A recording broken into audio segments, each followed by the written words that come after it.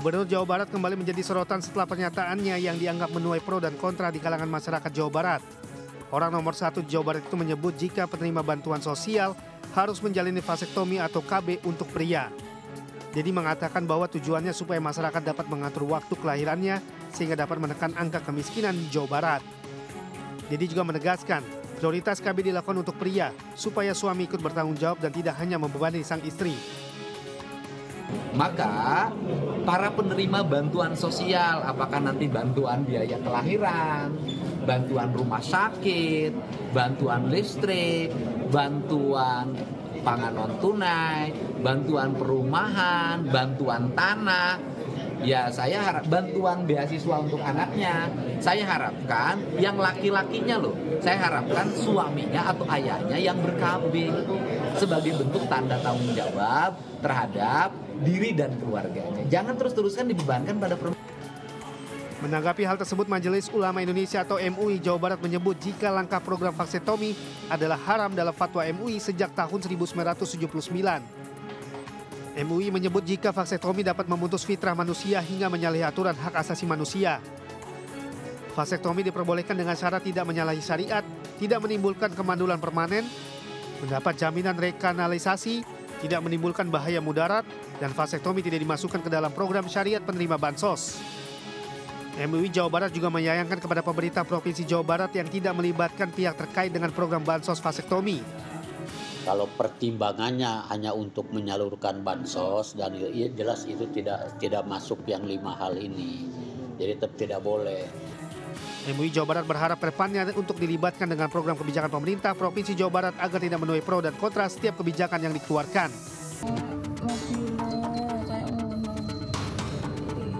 Rekaman video warga memperlihatkan sebuah mobil mewah Lamborghini Revuelto yang mengalami kecelakaan di ruas tol Jombang Mojokerto kilometer 697B usai menabrak mobil lain di depannya Jumat siang. Akibat tabrakan ini, supercar miliaran rupiah itu mengalami kerusakan cukup parah di beberapa bagian. Sementara mobil yang ditabraknya rusak di bagian belakang dan muatan yang dibawanya tumpah berantakan. Beruntung, baik pengemudi dan penumpang Lamborghini serta 2 penumpang mobil yang ditabrak tidak mengalami luka serius. Diduga kecelakaan dipicu pengemudi Lamborghini yang hilang kendali hingga menghantam mobil di depannya. Menurut informasi, Lamborghini kuning yang terlibat kecelakaan ini adalah milik CEO Thrift Gabriel Ray. Kecelakaan ini ditangani unit PJR Jatim 3 yang langsung melakukan olah TKP dan meminta keterangan saksi.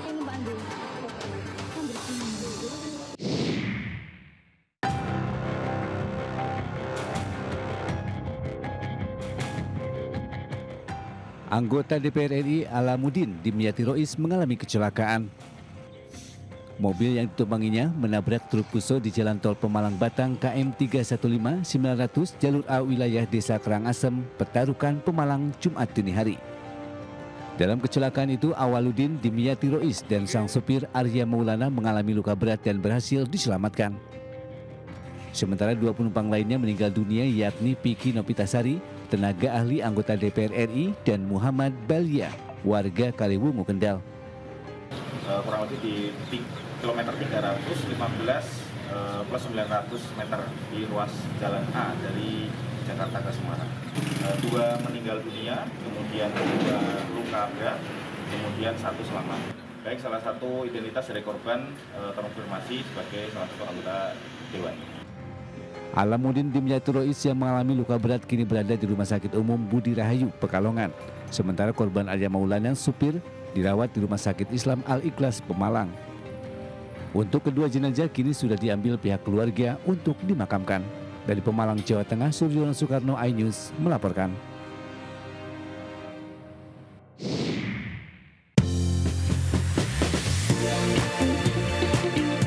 Selamat malam pemirsa, menemani istirahat Anda, tim redaksi kami telah menyiapkan beragam informasi menarik.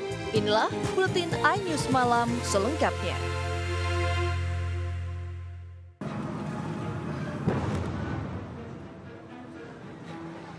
Video amatir warga merekam kebakaran hebat yang melanda gudang tempat penyimpanan etanol di kawasan pergudangan Tambak Langon, Surabaya, Jawa Timur.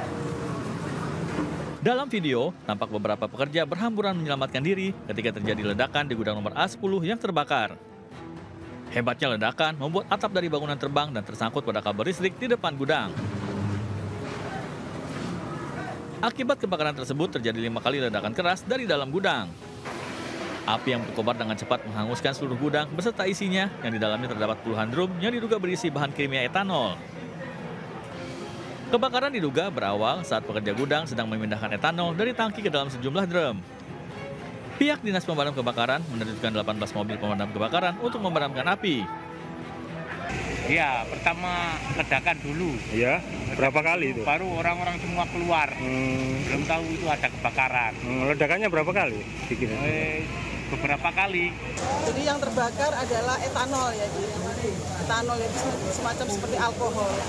Jadi alhamdulillah tidak ada perambatan ya, teman-teman tadi dengan sigap melakukan pemadaman. Jadi tidak ada perambatan. Sampai sekarang ini masih kita berlangsung melakukan pemadaman. Tidak ada korban jiwa dalam peristiwa ini. Selain gudang, 3 unit motor ikut terbakar sehingga total kerugian ditaksir mencapai miliaran rupiah. Dari Surabaya, Jawa Timur, Sony Hermawan, iNews melaporkan.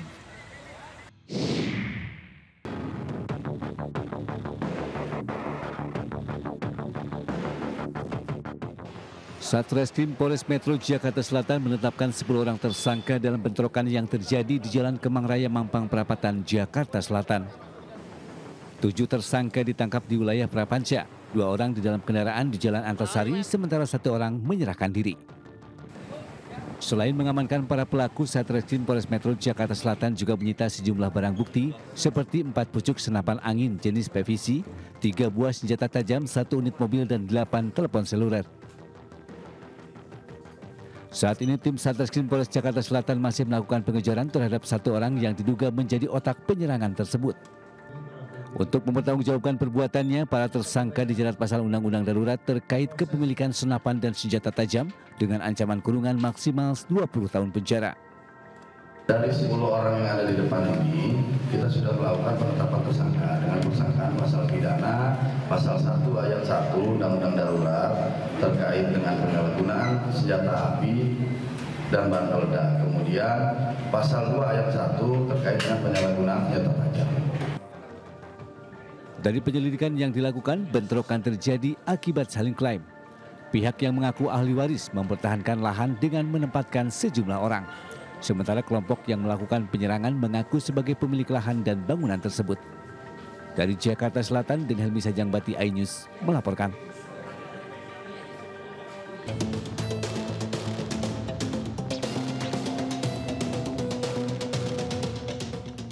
Usai meresmikan sekolah militer bagi siswa yang nakal, Gubernur Jawa Barat Deddy Mulyadi mengungkapkan mekanisme siswa yang masuk ke markas TNI. Siswa akan menjalani wajib militer hingga dapat berubah menjadi lebih baik. Selain itu, siswa yang dikirimkan ke markas militer mulai dari tingkat SMP hingga tingkat SMA. Lamanya siswa menjalani wamil tergantung perubahan perilaku siswa mulai dari 1 hari hingga 1 tahun lamanya. Pemerintah Provinsi Jawa Barat akan terus menjaring siswa yang ditangkap oleh pihak kepolisian untuk dapat masuk ke program wajib militer di Rindam 3 Siliwangi. Nantinya, jika orang tua tidak memasukkan anaknya ke barak militer harus bertanggung jawab jika anak tersebut kembali berbuat onar. Yang direndam SMP sama SMA. SMP sama SMA. Iya, SMP. Nginep, masa pulang pergi?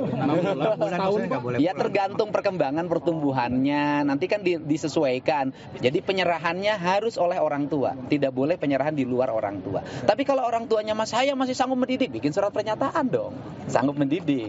Nanti kalau ada terjadi kriminal lagi, orang tuanya di situ harus ada tanggung jawab.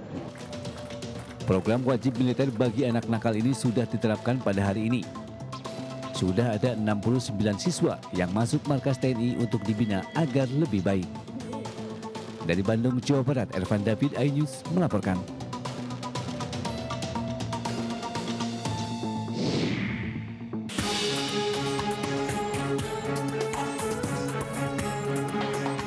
Gubernur Jawa Barat kembali menjadi sorotan setelah pernyataannya yang dianggap menuai pro dan kontra di kalangan masyarakat Jawa Barat.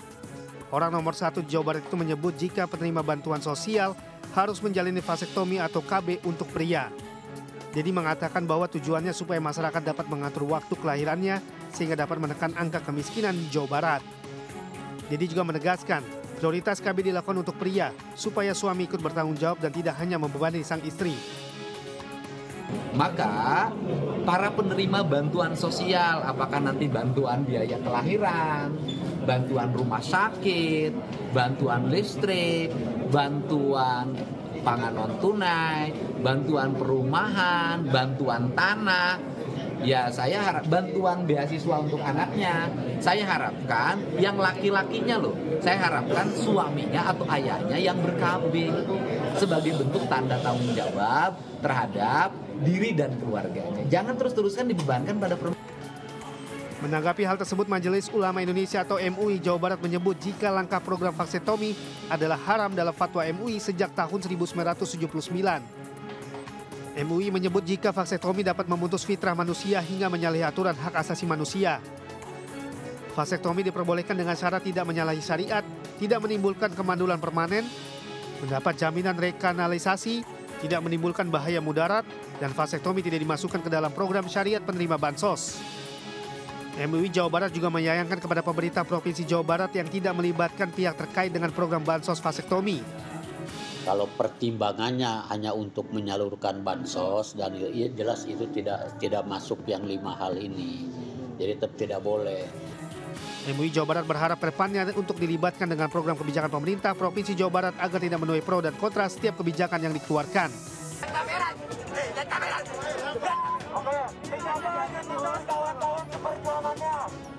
Suasana mencekam terjadi saat seorang intel polisi disandra ratusan demonstran di tengah berlangsungnya aksi unjuk rasa peringatan Hari Buruh di kampus Universitas Diponegoro, Semarang, Jawa Tengah, Kamis malam. Para demonstran menyandra intel Polda Jawa Tengah itu selama lebih dari 4 jam. Upaya aparat kepolisian membebaskan rekannya yang disandra demonstran awalnya berlangsung alot.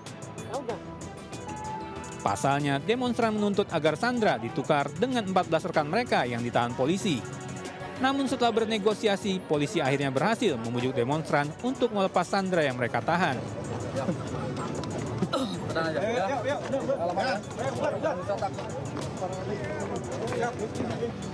Aksi unjuk rasa sendiri nyaris diwarnai bentrokan setelah sempat terjadi aksi pelemparan batu. Namun bentrokan dapat diredam setelah terjadi komunikasi antara kedua pihak. Malam ini ada 4 rekan kita mahasiswa sudah dipulangkan dari kantor karena yang bersangkutan secara tidak langsung ada di tempat tapi tidak terkait dengan kegiatan anarkis. Tapi yang di dalam masih kita lakukan pemeriksaan 14 orang itu semua terlibat dalam anarkis dengan anarkis. Polisi masih melakukan pemeriksaan terhadap 14 pendemo yang terlibat kericuhan. Dari Semarang, Jawa Tengah, Wisnu Wardana, iNews melaporkan.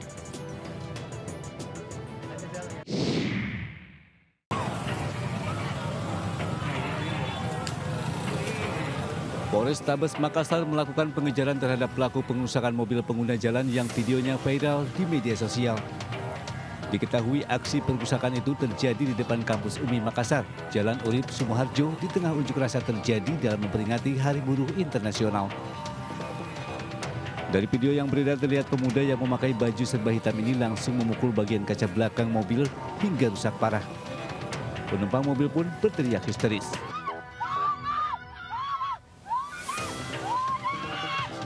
Mobil tersebut melintas tepat di depan pintu timur kampus UMI saat situasi di sekitar lokasi masih dipenuhi massa aksi peringatan Hari Buruh.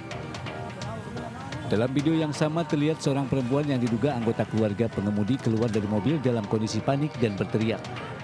Setelah melakukan aksi brutal tersebut, para pelaku dengan cepat membaur ke kerumunan demonstran di sekitar lokasi. Kapolrestabes Kota Makassar, Kombes Pol Arya Perdana, membenarkan adanya kejadian tersebut. Meski belum menerima laporan resmi dari korban, pihak kepolisian tetap berinisiatif melakukan proses penyelidikan dan pengejaran terhadap pelaku. Nanti kita dari face recognition dan beberapa CCTV sudah kita pantau. Mudah-mudahan akan segera kita tangkap pelakunya. Dari Kota Makassar, Muhammad Nurboni, iNews melaporkan.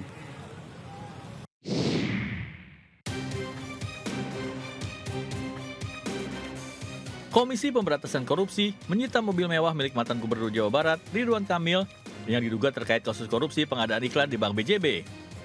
Mobil bermerek Mercedes-Benz tersebut hingga kini belum dibawa ke rumah penyimpanan benda sitaan negara karena masih berada di bengkel.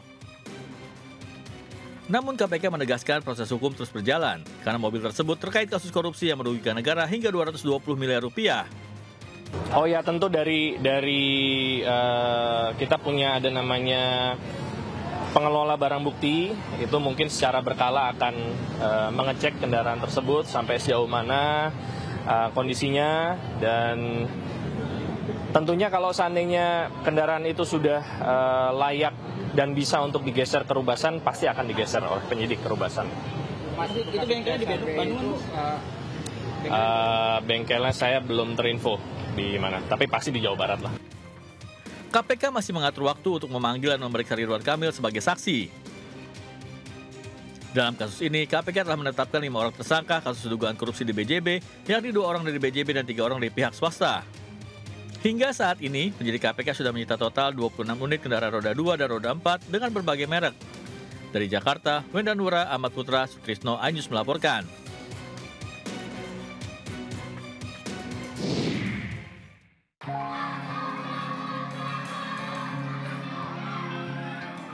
Presiden Prabowo menyoroti minimnya fasilitas pendidikan di sekolah saat memberikan sambutan pada acara peringatan Hari Pendidikan Nasional di SDN Cimahpar 5 Bogor, Jawa Barat.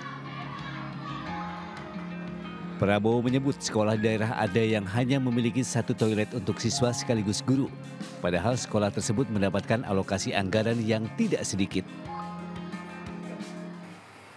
Padahal kalau kita buka-bukaan, anggarannya ada.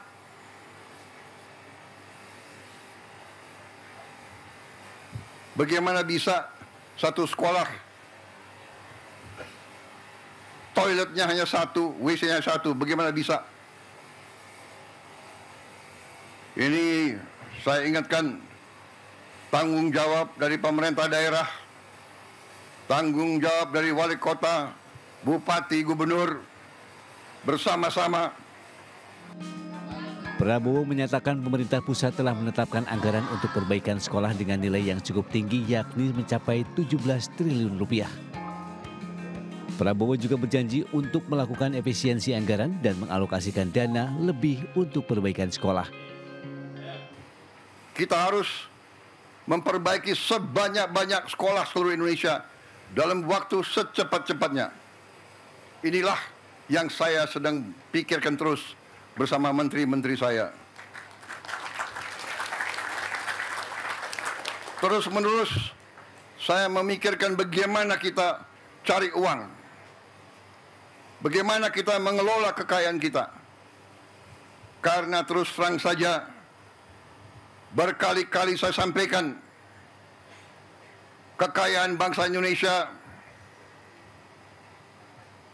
masih terlalu banyak yang bocor dan tidak sampai ke rakyat. Presiden Prabowo juga meninjau pelaksanaan belajar mengajar dengan bantuan teknologi Smart Classroom saat menyambangi SDN Cimahpar 5 Bogor. Prabowo bahkan duduk bersama dengan sejumlah siswa untuk menyimak pelajaran yang disampaikan seorang guru. Tim Liputan iNews melaporkan.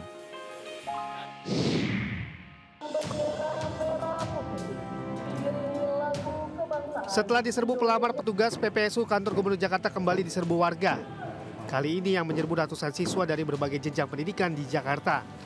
Meski harus antri panjang dan berdesak-desakan, para siswa tetap bersemangat untuk mendapatkan ijazah yang sempat tertahan pihak sekolah.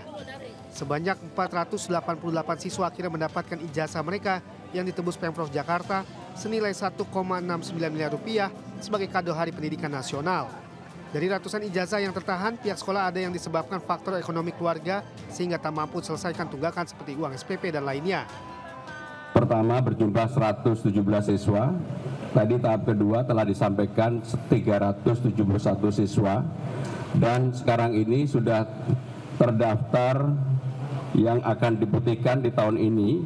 Pembiayaannya juga sudah disiapkan sejumlah 6.652 siswa. Menurut aku ini program yang bagus karena bisa mempelancar siswa-siswi lain ya untuk lebih bisa masuk ke sekolah lain karena nggak ada halangan dari ijazah. Dengan ijazah tersebut, para siswa bisa lebih bersemangat melanjutkan pendidikan ke jenjang yang lebih tinggi. Dari Jakarta, Randi Sanjaya melaporkan. Pemadaman listrik total atau blackout terjadi di seluruh wilayah Pulau Dewata, Bali, Jumat sore. Listrik di kawasan Denpasar terpantau padam mulai pukul 4 sore. Begitupun di Badung dan daerah sekitarnya. Salah satu yang terdampak adalah penyedia jasa pariwisata, hotel dan restoran di kawasan Badung. Blackout semua sistem kita juga mati. Kebetulan kalau kita ada backup bisa operasional aja sih. Kalau sebenarnya terganggu banget sih sebenarnya kita kalau mati seketika semua. Soalnya semua sistem kita kan pakai elektrik. Kita juga masak pakai elektrik juga di sini. Pemadaman diduga akibat adanya gangguan kabel laut Transfer Jawa Bali yang menyebabkan seluruh pembangkit lepas. Pihak PLN pun masih melakukan investigasi terkait gangguan ini. Pemadaman berlangsung sekitar 2 hingga 3 jam dan di sejumlah kawasan telah berangsur menyala. Dari Badung, Bali, Indra Ari, iNews melaporkan. Hah? Itu nih, kenapa nih dimatikan? Rumah panggung milik salah satu warga di Kelurahan Sumpang Binangai, Kecamatan Baru, Kabupaten Baru, Sulawesi Selatan ini dilalap si jago merah. Mirisnya, rumah ini dibakar oleh seorang pria yang merupakan menantu dari pemilik rumah. Aksi nekat tersebut nyaris menghilangkan nyawa penghuni rumah. Pelaku gelap mata karena diduga sakit hati tidak dibukakan pintu oleh sang mertua saat ingin menemui istrinya. Pria berusia 20 tahun itu membakar rumah dengan bensin yang sebelumnya akan digunakan untuk mengisi tangki motornya. Ironisnya, saat petugas pemadam kebakaran dan warga berusaha memadamkan api, pelaku pura-pura ikut membantu dan berusaha mengecoh petugas. Namun penyelidikan polisi mengarah kepada pelaku. Yang pelaku ini tersinggung, sakit hati, emosi sesaat, sehingga dia langsung spontan saat itu juga membakar rumah dari mertuanya sendiri. Berarti tersangka ini ditangkap di TKP ini, Pak? Ya, jadi jatuhnya ini tertangkap tangan karena sesaat setelah kejadian. Saat setelah kejadian langsung kami tangkap. Beruntung tidak ada korban jiwa dalam insiden ini, namun kerugian ditaksir mencapai 120 juta rupiah. Polisi kini masih memeriksa pelaku untuk memperkuat motif pelaku membakar rumah. Dari Kabupaten Baru, Sulawesi Selatan, Udin Sahrudin, iNews melaporkan.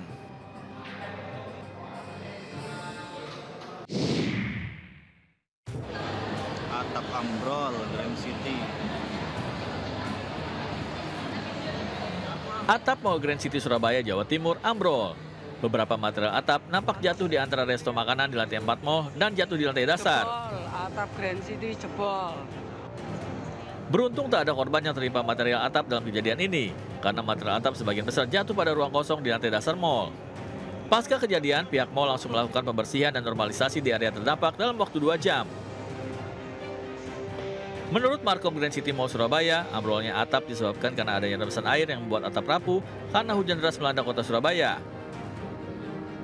Yang kecil dari pihak kita langsung sigap, segera membersihkan area sekitarnya. Nah kebetulan tempat kejadian itu di area poin, jadi tidak berdampak sama sekali terhadap tenan di area sekitar.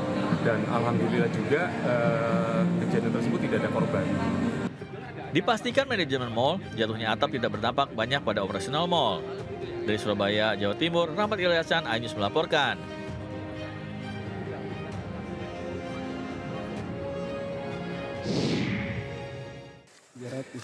Apa?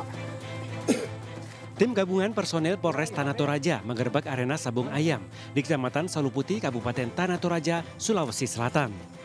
Saat petugas tiba di lokasi, para penjudi sabung ayam sempat berhamburan kabur menghindari penyergapan polisi. Tak mau buruannya lepas, petugas mengejar dan berhasil menangkap 4 penjudi. Selain 4 penjudi, dalam penggerbekan itu petugas mengamankan barang bukti berupa uang tunai, ayam aduan dan taji yang diduga kuat digunakan sebagai alat perjudian. Guna mempertanggungjawabkan perbuatannya, para pelaku bersama barang bukti langsung diamankan ke Mapolres Tanah Toraja untuk kepentingan penyelidikan. Penangkapan terhadap 4 orang, tapi dari hasil penyelidikan jadi tindak pidana perjudian sabung ayam. Barang buktinya ayam yang diadu, kemudian ya uang tunai 800.000. Atas perbuatannya, para pelaku dijerat pasal perjudian dengan ancaman 10 tahun penjara. Dari Tanah Toraja, Sulawesi Selatan, Jufri Tonapa, iNews melaporkan.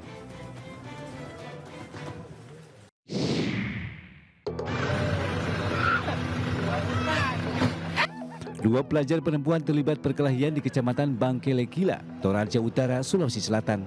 Warga dan pengguna jalan lainnya yang melihat perkelahian tersebut berusaha melerai.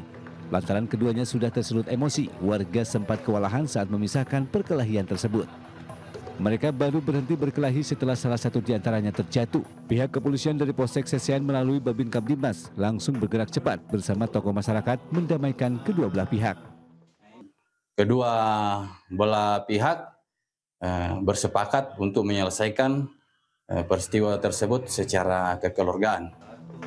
Diketahui pemicu perkelahian hanya masalah sepele, yaitu rebutan cowok. Namun saat berpapasan di jalan keduanya kemudian melampiaskan emosi.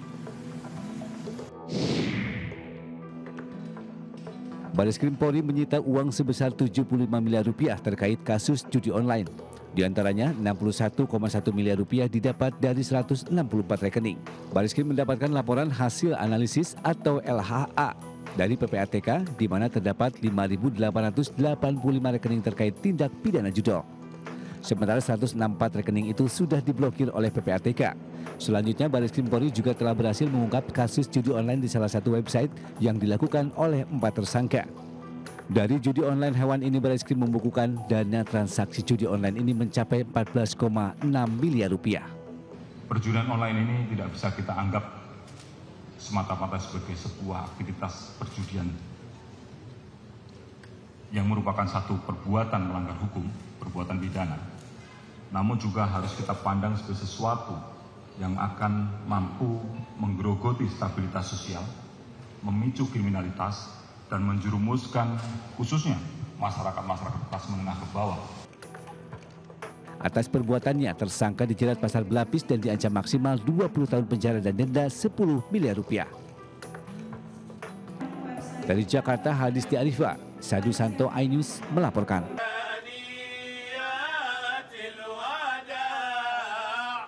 Setelah menempuh perjalanan lebih dari 8 jam, calon jemaah haji kloter pertama telah tiba di hotel tempat mereka menginap di Madinah, Arab Saudi.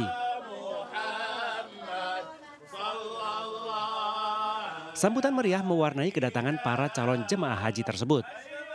Penyambutan dilakukan meriah lewat lantunan sholawat, minuman selamat datang, hingga pemberian bunga kepada calon jemaah haji.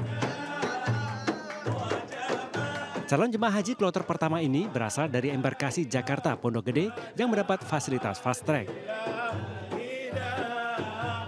Sementara para petugas haji dengan sigap melayani jemaah lansia yang menggunakan kursi roda.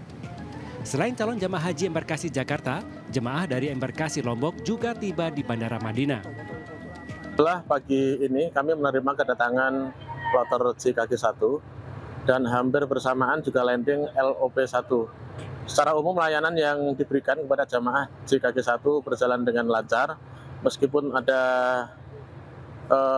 penundaan kedatangan, tapi alhamdulillah semuanya bisa dilayani dengan baik, termasuk seluruh jamaah lansia dapat dilayani dengan baik, tidak ada kendala apapun. Pemberangkatan calon jemaah haji Indonesia akan dilakukan bertahap, mulai 2 Mei hingga 16 Mei 2025. Dari Madinah, Arab Saudi, Gigih Irfan, iNews melaporkan.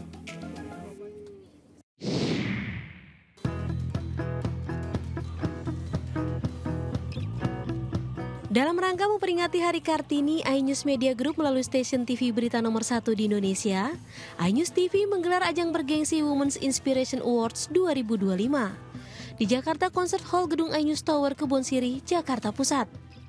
Ajang pemberian penghargaan bagi wanita Indonesia yang berprestasi dan menginspirasi ini turut dihadiri co-CEO MNC Group, yang juga CEO iNews Media Group, Angela Tanusudibyo. Malam penghargaan ini menjadi komitmen bagi iNews Media Group untuk memberikan ruang seluas-luasnya bagi perempuan Indonesia untuk bisa berkarya bagi bangsa dan negara. Dalam memperingati Hari Kartini, Women's Inspiration Awards 2025 dapat terselenggara untuk yang pertama kalinya. Sebagai televisi berita dan olahraga nomor 1 di Indonesia, iNews TV melihat peran perempuan yang sangat signifikan bagi kemajuan Indonesia. Oleh karena itu, kami berkomitmen untuk memberikan ruang seluas-luasnya bagi perempuan Indonesia untuk bisa menyampaikan gagasannya serta menunjukkan karyanya yang menginspirasi dan berdampak bagi Indonesia. Women's Inspiration Awards 2025 memberikan 17 penghargaan dari berbagai kategori kepada perempuan di Indonesia yang memiliki prestasi di berbagai bidang, yang berkontribusi bagi kemajuan pembangunan bangsa dan negara. Tim Liputan iNews melaporkan.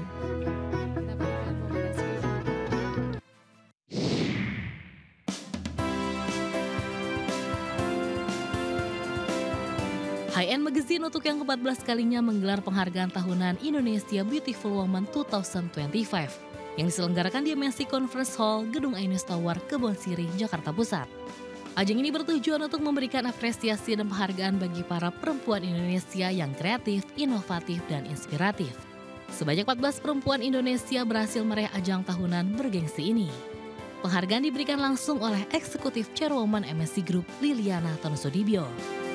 Penekanannya tentunya kita pada saat tim memilih itu kan kita kurasi ya. Jadi ada semuanya dilihat backgroundnya, dan penekanannya tentunya perempuan-perempuan yang kita pilih itu adalah mempunyai background yang mempunyai prestasi.